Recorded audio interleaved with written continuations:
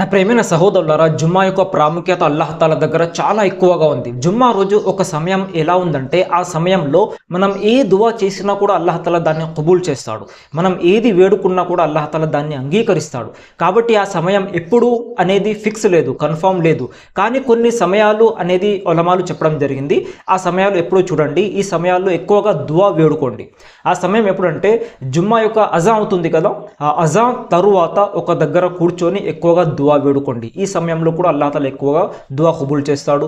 మరియు రెండో సమయం ఎప్పుడు అంటే, ఇమాం సాబ్ గారు ఖుతుబా ఇస్తారు కదా, ఒక ఖుతుబా అయిపోయిన తర్వాత మధ్యలో కూర్చుంటారు కదా, ఆ సమయంలో అంటే రెండు ఖుతుబాల మధ్య సమయం ఏదైతే ఉంటుందో ఆ సమయంలో కూడా అల్లాహ్ తాలా ఎక్కువగా దువా కబూల్ చేస్తాడు.